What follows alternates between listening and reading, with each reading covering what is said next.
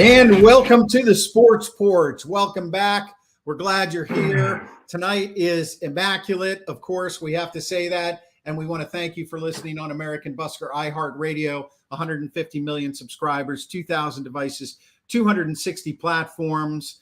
And theporchislive.com, theporchislive.com, theporchislive.com. Thank you, Schwaber, down at the bottom. And again, we want to also remind you that we are the kickoff act, the opening act for a Sting and Shaggy Frank Sinatra tribute on American Busker iHeartRadio every day until January 2nd at noon, 6 and 9 p.m. We hit the big time, guys. We did. I mean, everybody's talking about it, and thank you to all the lawyer listeners out there. And thank you to all the great listeners as well. Yes. And it's a great show on top of that. Like, if you haven't checked it out yet, you absolutely have to check it out. First half hour is us. The second half an hour is just great music. And it's a great tribute to Frank Sinatra. Check it out. Absolutely. I agree. Couldn't agree with you more. Looks like we might have a comment in here already. Tiffany says hello. Hello, Tiffany. How are you? Hey, Tiff. Hey, Tiffany. Welcome.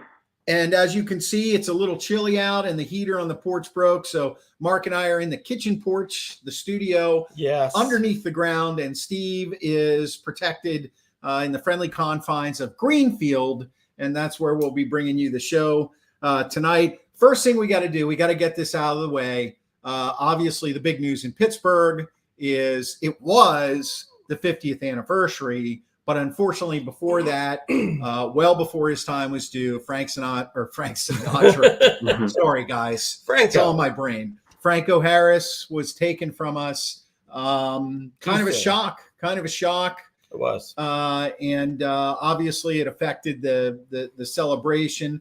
What I want to do, the first thing I want to do here is I'm going to put up a link right now to all you guys. This is a blog post on theporchislive.com that Steve wrote about his memories of Franco. And you want to know what? 500 million things have been said about Franco over the last 4 or 5 days. So we don't want to overdo it, but we do want to give him his due. And Steve, growing up as a Steelers fan, give us a little Franco love. The Franco love is, I grew up with the guy being the only Steelers quarterback that I ever knew. He set the standard and actually still does set the standard for Steelers running backs, which, if you think about in the history of the Pittsburgh Steelers, to still set the standards from the 1970s and still have it standing in 2022 is a pretty incredible feat for anybody, but for a Steelers running back especially. That's really what I think I'll remember about Franco. He was born in New Jersey, so he wasn't actually a native Pittsburgher, but he really made Pittsburgh his home. He in his tribute, he even said, don't send flowers, give donations. And one of the places he said to go to was the Pittsburgh Promise. And it's a great fund that actually helps Pittsburgh public school students get funding to go to college. And he was a big proponent of that. Everything that I heard about him this past week was just nothing but praise for the guy. And he'll be missed. I mean, it was a shocker, frankly. Everybody was expecting him to be there up on stage. And that tribute, man, brought a tear to my eye. I'm not going to lie. To see his wife out there with his son, and just to see how heartbroken they were. Clearly, they weren't expecting it. Nobody expects somebody with great health to just die like that. And we don't know how he died, but we know that he's no longer with us, but he still set the standard. And rest in peace, Franco. You will be missed. Yeah, my memories of Franco as a child, I grew up in Central PA. And in the 70s, there were, believe it or not, a lot of Steelers fans in Central PA. And he was the guy. He was the guy. I mean, of course, they had What were their receivers? Stallworth Lynn and Swan, Stallworth, Swan. and Terry Bradshaw, and but of all the legendary Steelers from that time period, I think the two that stood out to me and still do and always will are Mean Joe Green and Franco Harris. I mean, you just can't, those personalities, they'll never be replaced. Now, Mean Joe Green, of course, is still with us, but they'll never be replaced. And you're right. I had the pleasure of meeting Franco Harris several times at different charity events over the years and having a couple conversations with him. Nothing meaningful. He probably wouldn't remember who I was, and I wouldn't Definitely expect that. not. Well, right. Yeah, I mean, but the thing about it is that the brief interactions I had with him were confirmed everything that everybody who knew him better had ever said, which was he was just a nice guy. In Pittsburgh, he was the superstar of superstars, but he stood behind his charity work. He stood behind the city that embraced him. He stood behind his family. And when you talked to him, you felt like you were talking to somebody who cared. So he will definitely be missed, and it's almost poetic. It's a shame, but it's almost poetic that it happened when it did. So Schwaber, how about you? Anything quick on Fran? Yeah, you're eastern part of the state, Philly part, but what about you? I mean, not a lot, but back in those days, we watched those those NFL films, on the Super Bowls, right? Right. So I remember Franco Harris basically having, most of the big runs for the Steelers and, the dynasty team in the 70s. And so I always knew he was a great player. And just living here in Pittsburgh the last 22 years, you could just see that he's an icon of this city. They've got the statue of him, at the airport. Yep. They've got, there's a statue out in the parking lot of Heinz Field where he actually caught the ball, right, in the exact location. Uh-huh. And my wife Amy, had a picture taken there. And he really does seem like a mild-mannered, easygoing, very nice guy that I've never heard anybody say a bad word about him. Yeah. So a big loss. Yeah, absolutely. Richard says the day he died felt like when Stargell died the day PNC Park opened. It's funny, Richard. Nobody has brought that up, but you're absolutely right. That's right. Willie Stargell died the day they opened PNC Park. So yeah, a lot of poetic justice going on around here. So rest in peace, Franco. We all loved you, and we always will. And I don't think anybody will ever replace him. And and that's going to lead me to something here a little controversial. They retired his jersey, 32.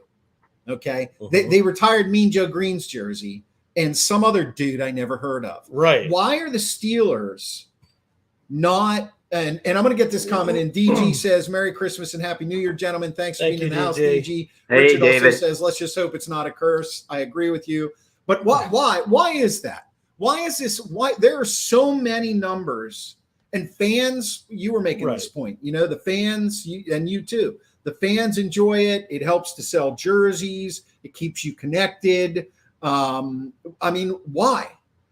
I mean, we could talk all day long about why they don't have cheerleaders, but why don't they retire jerseys? For example, you go to Green Bay, Lambeau Field, you go to even Jerry's World in Dallas, and you see the names and the numbers. Yeah, the Ring of Honor. And I think that adds a character to the stadium. Absolutely. And you just don't have that in Pittsburgh. And I don't know, for some reason they just want it to be like the special elite few, but then I don't even know who one of the guys is. I don't either. So Steve, Steve, lifelong Yinzer. Help us from the Yinzer perspective. It's really simple, guys. Like, the one thing you don't get about the Steelers is they're such an iconic franchise. Like, they do things differently than other NFL franchises, way differently. Like, they keep coaches way too long, but it works for them, right? And if you just think about it, they have the most amount of Hall of Famers in the Hall of Fame. So they probably right away would have to just retire 25 jerseys. I mean, at some point, it's just ridiculous to do. So I actually love the fact that they don't do it. I mean, they pseudo retire some jerseys. Like, you've not seen a number 52 out there ever, because that's probably a jersey that someday they're officially going to retire, because Mike Webster was the greatest NFL center of all time. But that being said, they're going to take their time and do it whenever they feel is necessary. They're not going to do it. They're not going to do it, which is frankly ironic to me in today's age. They're not going to do it for the jersey sales. They're not going to do it for the publicity. They're going to do it because that's just how long it takes. And they have so many great players that if they did it every year, they could do it for the next 25 years and retire a jersey and still not be done, because in that 25 years, they probably will get 5 or 10 more. So they could always do it. But I just love the fact that they don't. It makes it special when it does happen, but it does bring up controversy like, well, why didn't they do Terry Bradshaw, or why didn't they do Jack Lambert, or why didn't they do Jack Ham? But you can't stop. Like, once you start going down that path, you have to name pretty much half the 1970s Steelers. Then you have to go into the 80s and probably pick up maybe Louis Lips or somebody like that. Well, see, and then you got the guy you keep out of it, because while he has numbers, he has Hall of Fame quality numbers, but he never won a Super Bowl. It's like, he's somebody you can keep out, but you shouldn't keep out Terry Bradshaw. Rod Woodson didn't either, but you would put him in there because he was such a great player. I would retire Rod Woodson's number. Right. He never won a Super Bowl with the Steelers, though. That's my point. Like, he won with somebody else, though, didn't he? Yeah, but that's I mean, we're getting into the different. Yeah. This is the problem. This is the problem with retiring jerseys. You have to at some point do it. Like, when you retire one jersey, say every 10 or 20 years, you don't have controversy. You're like, absolutely, that guy's jersey should be retired. It should have been retired 20 years ago. And to me, I would rather have that conversation than, why are they retiring Louis Lips' jersey, or something like that, just to put another number up on the stadium? Like, I think they did the stadium wrong. Don't get me wrong. That's another conversation for another day. They pushed that through, and the way they did the stadium was terrible. They're slowly making it better by adding more seats and things like that. But I'm okay with what they're doing in this case. I think it shows high class for an organization that has so many great players to only retire them every so often. Because when I see somebody like, I don't know, I think Tennessee retired whoever that longtime Houston Oiler was that played the offensive line for 12 years. I'm like, yeah, the Steelers had like 12 guys like that. It's like, who cares? That's the way I feel about it when I see people being retired from their jerseys. I could get on board with you, Steve, with it not being a lot of guys, but I think it should be more than 3. Yeah, what I mean? When you say 4 now, right? When you say let's retire them once in a while, you're talking the Steelers were founded in 1933. Mm-hmm. And so, I only count 90 years in. I mean, once every 30 years is once in a while. Right. Well, let's face it. They don't. Probably the guy that you're talking about, whose jersey is retired, died either way too soon or was so old nobody remembers him. Right. So I'm talking about from the 1970s onward, because that's really. I mean, let's face it. That's when the Steelers franchise really started. And Franco. Yeah, and that's the thing about a guy like Mike Webster. So what are we going to do? Are we going to wait till Mike Webster passes away? He already did. And he did. That's right. Yeah. And nobody remembers who he is, and now we'll retire his jersey. I mean, isn't the whole point to retire the jersey while there's still people around that remember? The point is never to retire a jersey. Only in very small circumstances. Well, so maybe they'll never retire. Maybe they'll never retire Mike Webster's jersey, and I would be okay with that. Yeah. I'm perfectly fine with that. I want to bring something up though, which does need to be addressed, and we didn't talk about it before the show. How about the box job of the NFL Network, who were all sitting there waiting to watch the Franco tribute? And they go to commercial. I know. I thought that was an absolute. Yeah. Mark, you could see it on their Instagram. I'm sure you can, but still, that was rushing horrible. to Instagram. That was horrible. Except you and me, for other reasons. Yeah. That was, okay. that was absolutely horrible. Like, people actually sat around in a room and were just like, hey, let's let the Rooneys, talk about Franco for a minute and hug the wife, and then let's just go to commercial. Yeah, well, and you're wrong. You're wrong again. You're wrong again. If you want to see the damn tribute live, buy a freaking ticket and go down there and sit in 10-degree weather. Those people deserve to see the tribute. You get to see it later. Okay, you don't need to see it live in the confines of your 72-degree house, sitting there with your chips and your salsa, because I know you like them, Mark. That's ridiculous. You go down to the stadium to see that stuff. You go down to the stadium to see it live. You're going to see the tribute. I had no problem with it. Actually, frankly, I was surprised that they actually showed the tribute to Franco, just, the little ceremony that they had. I actually thought that was classy by the NFL Network. They didn't have to show that. I'm sure they had other programming they could have showed instead. They're getting ripped for it nationally. Well, I'm sorry, but as a Steelers fan and a guy who likes to go to games, I think that should be just for the people at the games. That's why you get a ticket to go to the games, to see it live. If otherwise, I don't give two craps about you in your nice house in your 73-degree weather, crying because you didn't see a video of Franco that you'll get to see 15 minutes later on Instagram. This is also coming from a guy who barely remembers any of the games he does go to. Right. All right. So moving on. That's why I love the video tributes that I can look up on YouTube. There you go. I want to get this comment in from our friend Nancy Hahn. Thank you, Nancy. Nancy actually taught Franco ballet at CCAC. Hey, Nancy. She's told me that story many times. So thanks, Nancy, for that comment. Patrick says Notre Dame doesn't retire numbers. Your locker has a list of those who wore it before you. Live up to it. And Mark's wife, Amy, says Steve is wrong. All fans can't afford to or are too elderly to go see the games live. So let's move on from that now. Let's move on to the game itself. And everybody's now talking about the drive.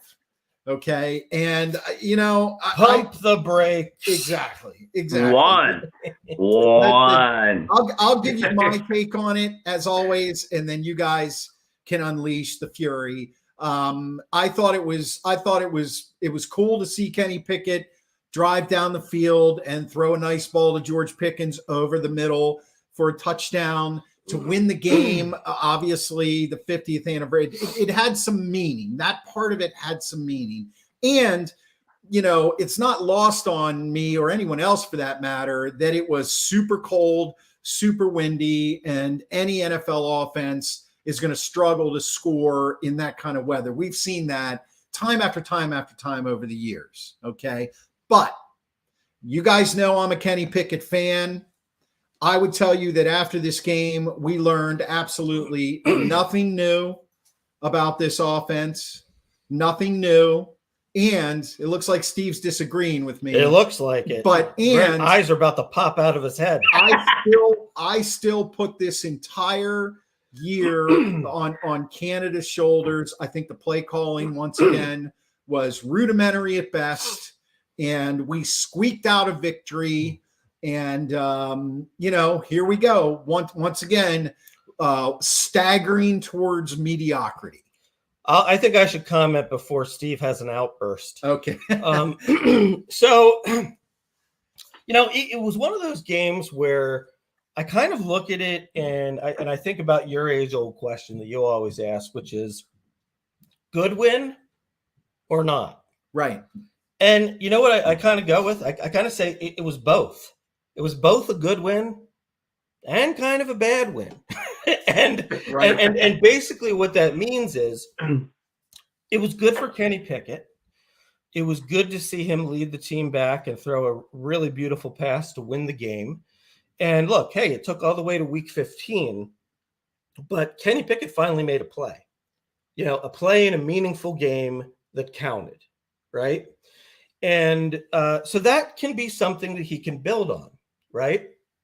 At the same time, I also look at it and I also say, Kenny Pickett's still not thrown more than one touchdown pass in a game.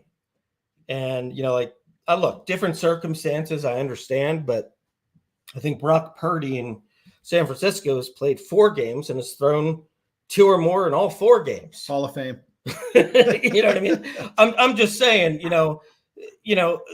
we should just pump our brakes here, because the reality is, now, did it happen? Yes. And good for the Steelers. But I mean, let's say that last pass doesn't happen. You would say it was terrible. Yes. You would say it was terrible. Yes. But he did make the pass, and so we give him credit for it. What is concerning to me, and it relates back to the Canada issue. What's concerning to me is I'm looking at a Steelers team that is playing the Ravens next week without potentially Lamar Jackson. And they lost to them before without Lamar. Right. But still without Lamar Jackson. And this is a team, the Ravens, who can't score without Lamar Jackson. Okay. They could win that game. And then playing dumpster fire Cleveland at home. Right. That's a winnable game. I'm looking at the Steelers maybe going 9-8 here, preserving the Tomlin win streak. And from there, what happens is you do continue to be stuck in that mediocrity where you don't get a high enough draft pick to really get somebody who's going to make a difference. And it gives them the excuse to bring everybody back because they improved. Yeah, that's the big one. And that's what's scary, because I do think Kenny Pickett has potential, but I also really don't see it coming to fruition with Matt Canada as the coordinator. Steve Smith, if you watch the NFL Network after the game, Steve Smith just ripped Canada. Yeah, he did. Calling him like a Saturday offense, meaning, college offense. Right. Right. And so, look, I mean, it's out there, but, with the stubbornness of Tomlin, I think we're looking at it's like we're bringing back the same group next year, maybe some good draft picks. I don't know. But I just fear for them being stuck in that, 8-9 and 9-8 kind of purgatory. Yeah, and let me get a couple of these comments from our listeners in here before Steve goes off on us here. Mike Lawrence chimes in and says, just think what the offense could do when the Steelers get rid of Matt Canada. Richard in Mechanicsburg, he wants to know what we think of our playoff chances. I will address that. I guess that's Steve's going to talk about that. Amy says, watching it was excruciating besides the last 2 minutes. I'm 100% with you. Right. Yeah. Richard says, you're right. True. It really was excruciating towards the very end. Pat's all over Schwaber for repping Drexel. And Chris says the last TD showed pure confidence, in my opinion. So, Steve, take it away from there. What do you think about this? Everything we've just said in these comments. Well, there's a lot to unpack, but I'll try and do it in 3.5 minutes. The first thing is you'll get no argument from me that they need to replace Canada. The team has only scored more than 20 points three times this year, and they're 2-1 in those games. So the problem is definitely the offensive scheming. Okay, now let's talk about Kenny Pickett. Kenny Pickett, we talked about this during the game a little bit as we were texting. I actually thought he was regressing throughout the whole game. He looked terrible. I mean, he did, there was one time when he was stepping up in the pocket and there was a phantom guy after him and he jumped backwards and there was nobody near him. It was clearly he is still not comfortable in the pocket, and that's a problem for him in his maturation of becoming an NFL quarterback. Something you don't see Purdy do, by the way. And no, I don't think Purdy belongs in the Hall of Fame yet. I do. We know the way you feel about him, and which is surprising because his hair is about half as nice as Herbert's. But that we'll set that aside. We'll set the hair aside. Performance on the field in Maine. All right. I'm sorry I went down that tangent. But that being said, that you got to hand it to him. It's about winning the game.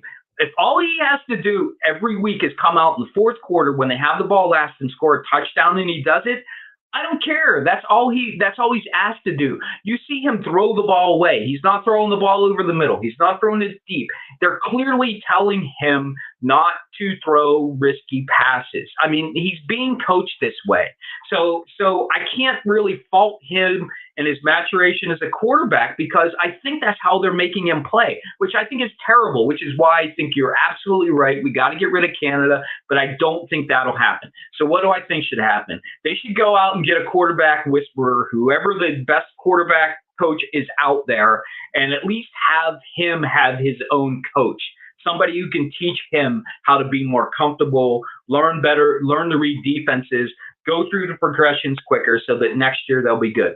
As far as Richard goes, they have exactly a 4% chance of making the playoffs. That's what 538 says, so I'm going with them. They're statistical geniuses.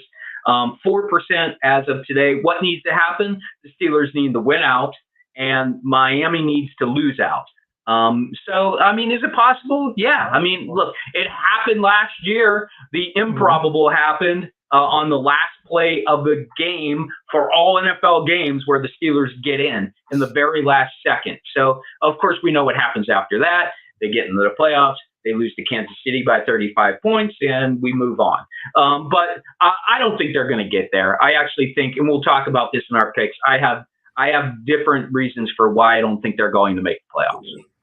Okay, so that's a lot right there, and we'll leave it where it is. You know, my final word on that is I agree with Schwaber in that, and we were talking about this before the show. You know, the Steelers, unfortunately, are stuck. They're stuck because, in my opinion, and I'm one of the guys, bandwagon Pickett guy from before the end of his college season. I was the one saying the Steelers are going to draft him. I was the one saying he should be on the Steelers. I was right. They picked him. I'm not tooting my horn. It's just that's what happened. I'm the one who says he's NFL ready. I've been on this guy's bandwagon, and it's getting hard to defend him anymore. Not because he's playing poorly, but because he's in a situation where the coordinator is so pedestrian that we are not really getting a chance to see if he can take his skills to another level. It's like you said, Steve. It's almost like they're saying he's not going to throw down the field. He's not going to make risky throws. Well, how are we going to find out if the guy has what it takes? If you can't, if you don't set up plays where once in a while he's got to thread the needle. He's got to learn how to do that. He's got to learn, that he doesn't have to tuck the ball and run after just his second read. And that Canada offense is holding him back. He may end up being a bust.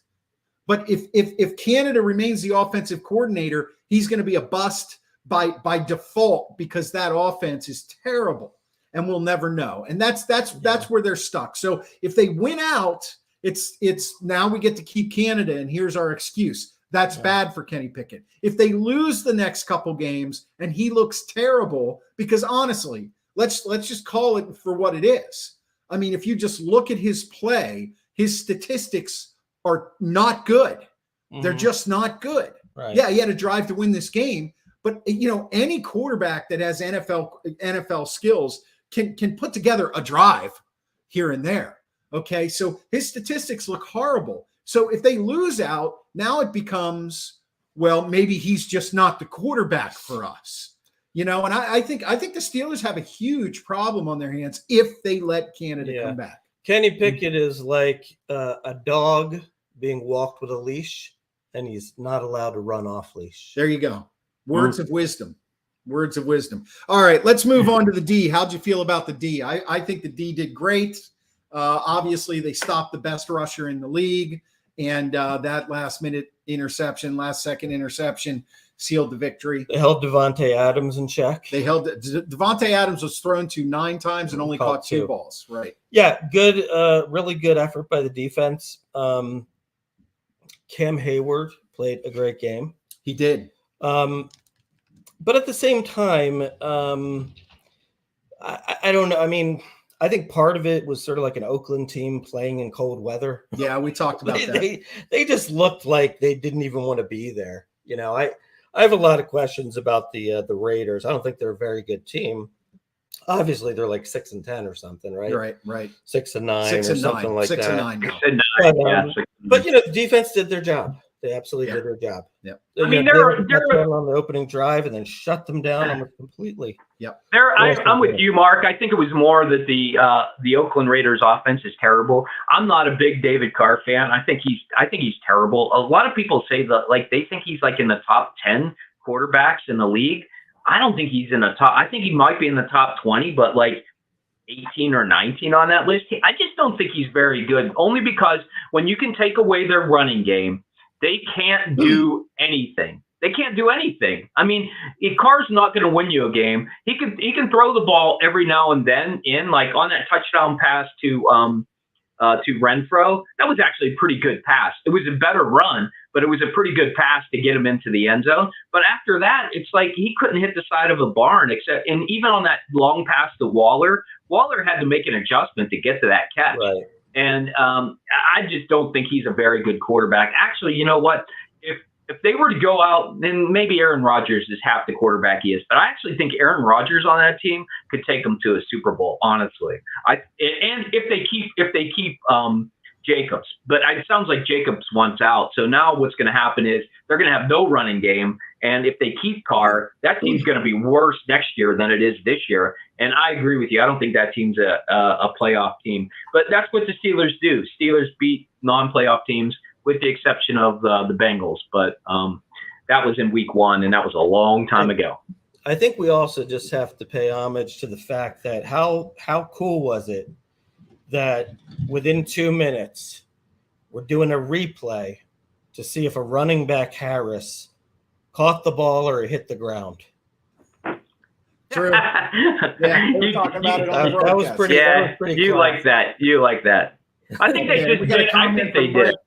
From Mike Mallory, same crap every year. Tomlin is not a great coach. Look, we're going to have this debate until the sun goes down. It's already down. It is. Yeah. Okay. So we're East done. Coast. We're done. So one more thing I want to get in here before we move on to our NFL picks for the week. We talked about this last week, the discipline. Okay. So that last interception, they get a 15-yard penalty because some Jablonski on the sidelines who's not dressed for the game runs onto the field to celebrate. But guess who the Jablonski was? The same guy from last week. It was Terrell Edmonds. Terrell Edmonds. And look, same thing. Okay. The apologists are going to say, well, it didn't affect the outcome of the game. But what happens, how many times in the NFL do you see dumb penalties that change the course of a game? And I think I am starting to, and next year's going to be the year for me. Okay. I am starting to slowly crawl off the Mike Tomlin bandwagon.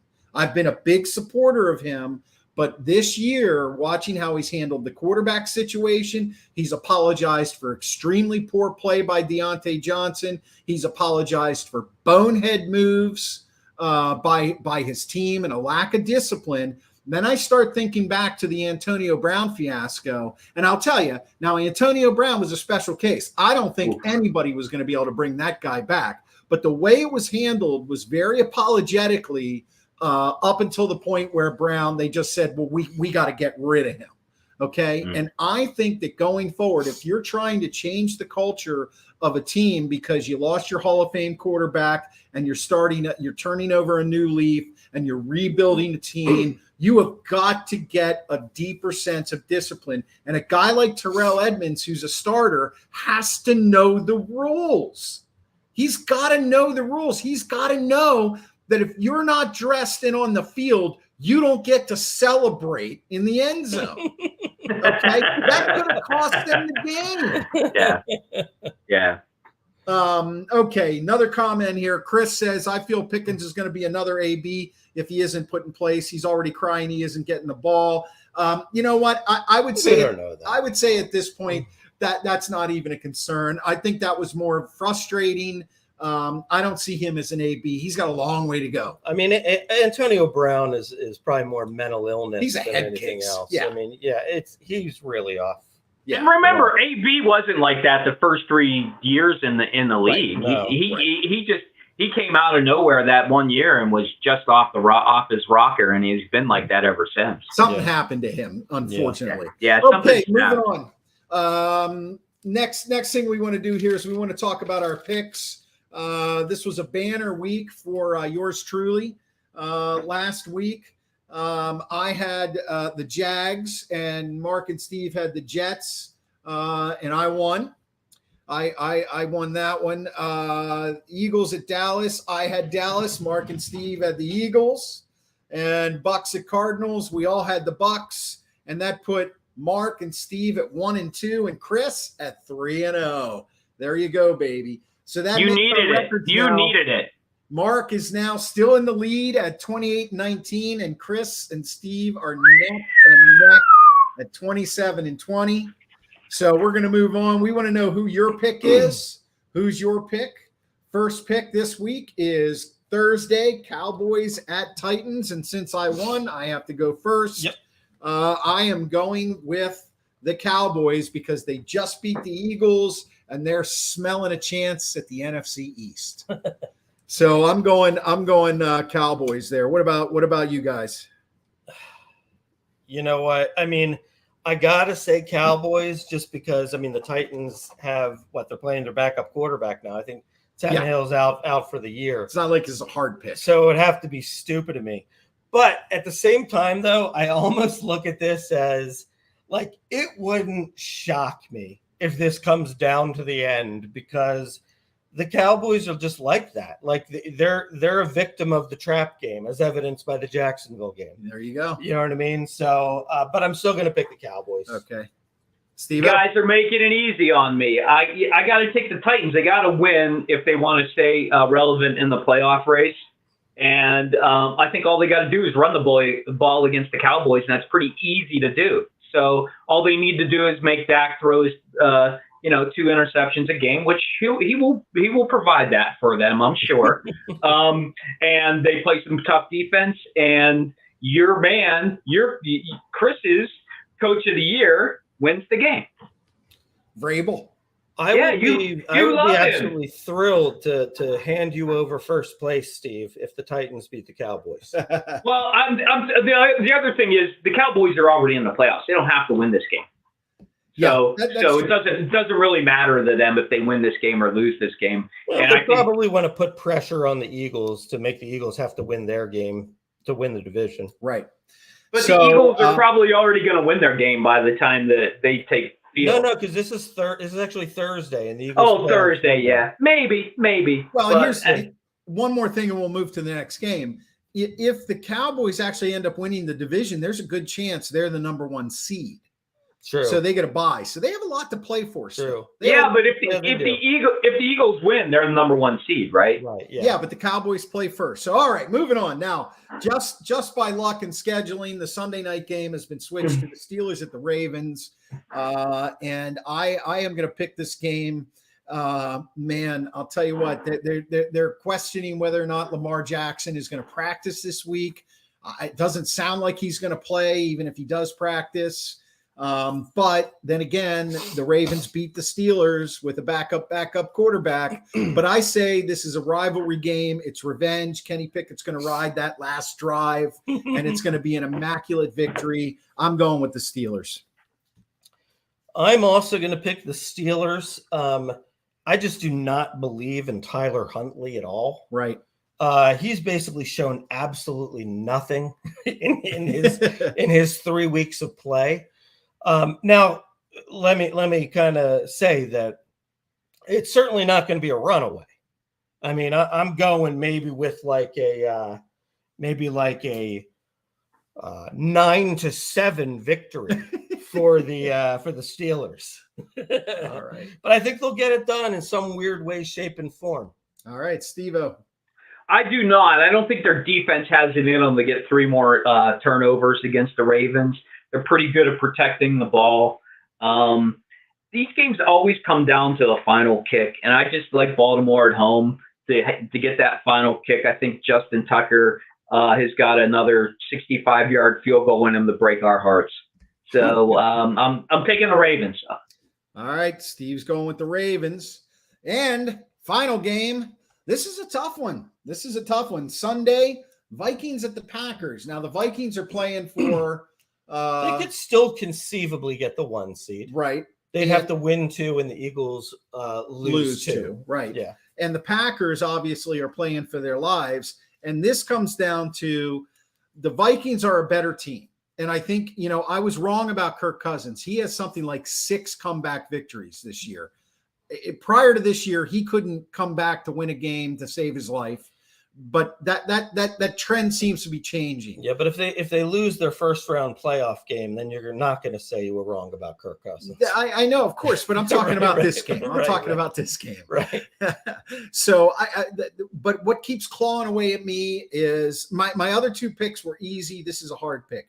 The Packers are playing for their lives. They're playing in Green Bay. It's outside. It's that home crowd. Rodgers is having a bad year by Rodgers standards. But they did eke out that victory against Miami.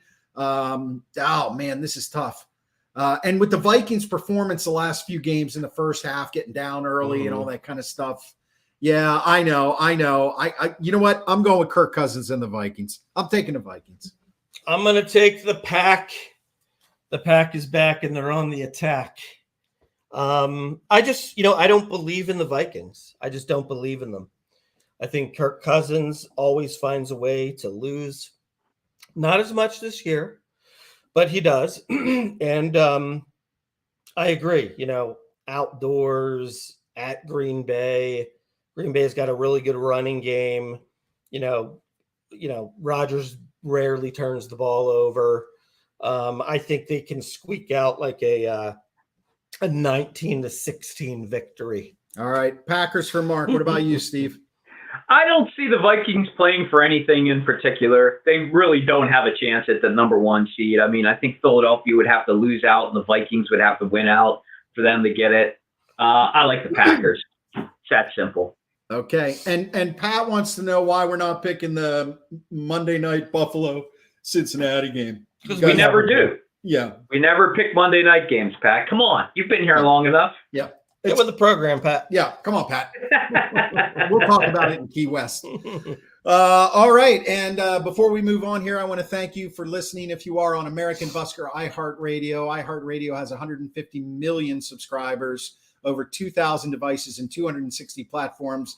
And we could not be more thrilled to be a part of the American Busker iHeartRadio family. And please make sure you subscribe or follow our podcast on the iHeartRadio app or anywhere you get your podcasts. And we want to remind you that we are the kickoff show on American Busker iHeartRadio for the Sting and Shaggy Frank Sinatra tribute concert. It is on every day until January 2nd at noon, 6 and 9 p.m. Eastern time.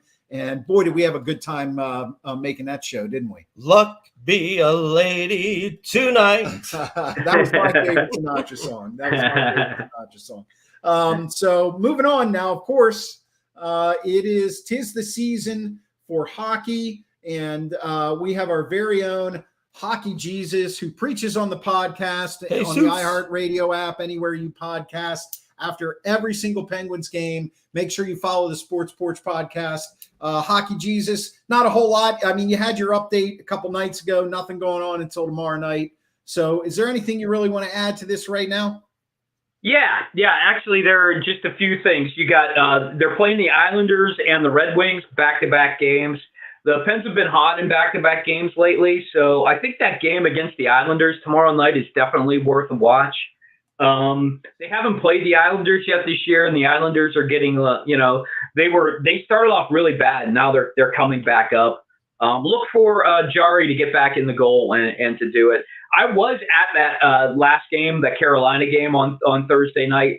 Those last 3 games, I think, is what you're going to see from the Penguins. Really good hockey. They're actually getting to be pretty entertaining now. But, when they're missing a few players, like right now, they're missing Petrie in the defensive core, and they're actually missing both Archibald and Paling on the 4th line.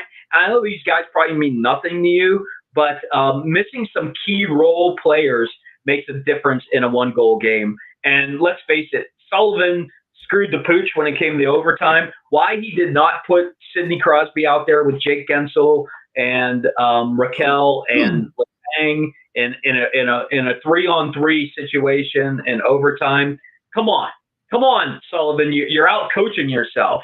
Just put the guys out there who can skate well together. Don't put Gino out there. He chased the guy behind the net and he got sucked in. They had a 2-on-1 and they scored. Carolina's a really good team, very disciplined. They play a type of hockey. They almost play. I've heard this said. They play like a man-on-man, which basically is they're always going to go after the puck, and that's really difficult to do for 60 minutes. But Carolina's a very disciplined team. Mark, you may know this guy, Rod Brindamore. He's their coach. And he coaches like he plays. He demands perfection, and he's just a great coach for that team right now. And to watch Stahl beat us 2 games in a row really kind of breaks my heart, because I remember the Jordan Stahl from the 2007, 8, and 9 years when they won the cups and won the finals with him. But hey, if somebody's got to win it other than us, I'd be perfectly happy with Carolina do it. Hey, by the way, congratulations to the second leading goal scorer in NHL history, Alex Ovechkin, getting that 803 goal or whatever it was. Empty netter. You could tell he didn't want to put it in the empty net. Yeah. When he put it in, he was like, "Really, I got to take over the lead from Gordie Howe with an empty net." But he took it. He got it. You know, he was reluctant about it, which I kind of like about Ovi. You know, he is truly one of the best competitors in the league. He always plays with fire. To see him get to that second, everybody's already said he's going to pass Gretzky. I don't know about that. It's going to take 3 or 4 years to get there. You know what I need, Steve? I need myself a Bluger update. Bluger! Teddy Bluger is healthy. He's playing the penalty kill really well still. That penalty kill is just great to watch. He's so much fun out there, but he is struggling. He's out there right now playing with guys like O'Connor and Danton Heinen on that fourth line. He is struggling to bring those guys along. That's not who he really is. He's not going to bring guys like that along. He's a guy who's struggling because Archibald and Paling are out. Once those guys are healthy and are back, I think you'll get a better Bluger update. For now, he's mid. He's mid right now. I hear that from some close to the game that Dumoulin may have seen his time. You know, I was down on Dumoulin earlier in the seasons. If you listen to my podcast, I actually promoted cutting him, I think, at one point, which seems ridiculous. But he actually is playing much better now. And I think that's only because he realizes, like, if he doesn't pick it up, like, they don't really have anybody to replace him, frankly. So they won't get rid of him. The only way they'll get rid of him is if they get another defenseman, and then they have to. Yeah, but I don't even see that happening, to be honest with you. I think they're stuck with him, and he knows it. I think this is his last year in his contract, so I think he'll just end up playing it out. And who knows? Maybe they'll sign him real cheap next year, and then they'll just put him on the third defensive pair and sign somebody else. You know, that's possible. He's all right. He's played better. Put it this way, I think he's gotten better. And POJ, who's their rookie defenseman, he played last year. I call him a rookie because this is his first full year with the organization. He's playing great. He's really showing a lot of growth. I love the way he's playing right now. He's not a physical guy, but he can get nasty behind the plays if you see it. So, but you have to go to a game to check it out. So if you're in Pittsburgh, get a ticket. They're super cheap right now, and they are a lot of fun to see live for sure. And also, if you get a ticket, you can see all the videos. That's the Steelers. That's the Steelers. All right. I must have been falling. I was falling asleep during the hockey. Okay, next Hockey Jesus update is Tuesday night. So we want to remind you, Hockey Jesus preaches on the podcast. You can find it on the iHeartRadio app, the Sports Porch podcast, or anywhere you podcast. And also, we want to remind you, if you're listening on American Busker, iHeartRadio, that we are super grateful. iHeartRadio has 150 million registered users across 2,000 devices and 260 platforms. And catch the Sting and Shaggy Frank Sinatra tribute every day through January 2nd at noon, 6 and 9 p.m. We, the Sports Porch, are the opening act, and we kind of tee it up for them. We do. We do. So, yeah, it's us and Sting and Shaggy. Consider us, a group. Yeah, right. Consider us a group. All right. Anything else, guys, before we go? That's all I got. Hey, I just want to thank my daughter for this great shirt that I got for Christmas. That's a Pretty cool awesome, shirt. don't you think? I mean, if you don't know what the Civic Arena is, you think it might be a turtle. It's not a turtle. There you go. It's an igloo. And we will see you guys all next year on the Sports Porch. Happy New Year. Be safe. Stay real.